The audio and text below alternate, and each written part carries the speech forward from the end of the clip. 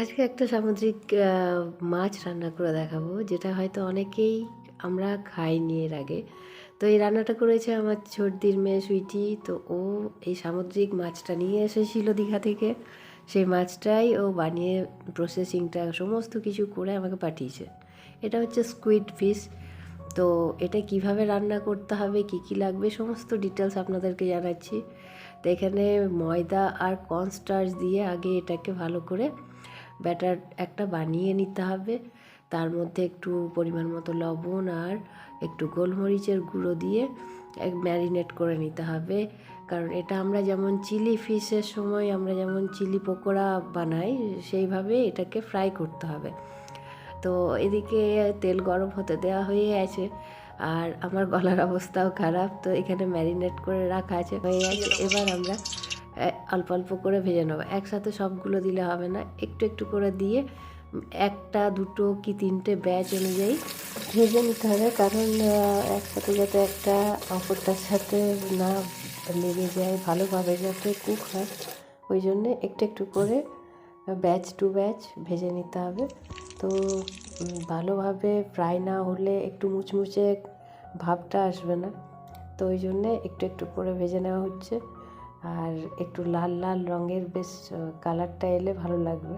তো এগুলো সমস্ত তুলে রাখা হচ্ছে। এরপর এই যে তেলটা রয়েছে, এই তেলটার মধ্যেই আমরা পুরো রান্নাটা করব।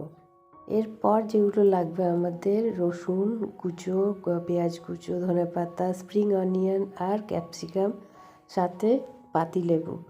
তো প্রথমে দিয়ে দেবো আমরা ক্যাপসিকামটা একটু ভাজা ভাজা হলে তারপর বাকিগুলো সব একের পর এক দিয়ে ভালোভাবে নাড়াতে হবে। আর এই টাইমে একটু গ্যাসের ফ্লেমটা মিডিয়াম টু হাই রাখতে হবে, কারণ খুব বেশি গলানোর আমাদের প্রয়োজন হবে না। কারণ সমস্ত মশলা দেওয়া, সয়া সস থেকে শুরু করে সব কিছু পড়বে, যার জন্য খুব বেশি গলানোর দরকার পড়বে না। তা এক এক করে সব দেওয়া হচ্ছে, দিয়ে এরপর এগুলোকে ভালোভাবে একটু নেড়ে নিতে হবে। তো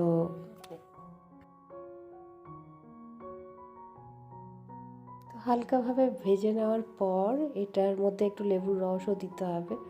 তারপর এটাকে একটু নাড়াচাড়া করে নিয়ে একটু নরম হয়ে এলেই এই মুমেন্টে আমরা দিয়ে দেবো সুইট সস। এই হট অ্যান্ড সুইট সসটা দিয়ে দেবো। এরপর এটা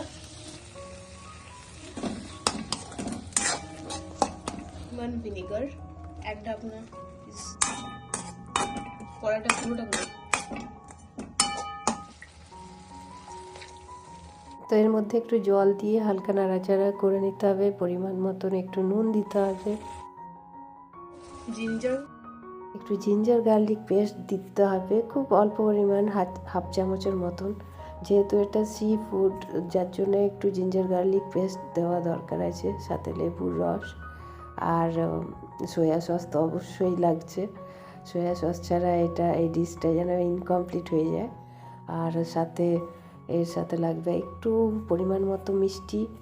এবার এগুলো সমস্ত দিয়ে ভালোভাবে নাড়াচাড়া করতে হবে, কারণ একটু কষানোটাও দরকার আছে। তো তাতে টেস্টটা আরও বেশি মানে বেরিয়ে আসে। তো এটা একটু কষানোর পর এর মধ্যে একটু জল দিতে হবে, যাতে গ্রেভিটা একটু বেশ ভালো রকমের গ্রেভি থাকে।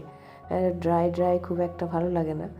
তো ওই জন্য গ্রেভিটা দেওয়ার পর এর মধ্যে একটু চিকেন মিক্স মশলা যেটা পাওয়া যায় সেটা দেওয়া হয়েছে। তো নো ডাউট এটার ফ্লেভারও নো ডাউট খুব ভালো হবে। তো আমাদের এটা স্কুইড ফিশ রান্না কমপ্লিট। এবার ধনেপাতা দিয়ে গার্নিশিং করা হচ্ছে। এরপর আপনারা, তো এটা কমপ্লিট হয়ে যাওয়ার পর আপনারা এটা বেবি নান হোক, লুচি হোক, পরোটা হোক, সব কিছুর সাথে, রুটি হোক, সব কিছুর সাথে কিন্তু প্রচণ্ড ডিলিশিয়াস লাগবে খেতে। তো যাই হোক, আজকের ব্লগ যদি ভালো লেগে থাকে তা অবশ্যই লাইক, শেয়ার আর সাবস্ক্রাইব করতে ভুলবেন না।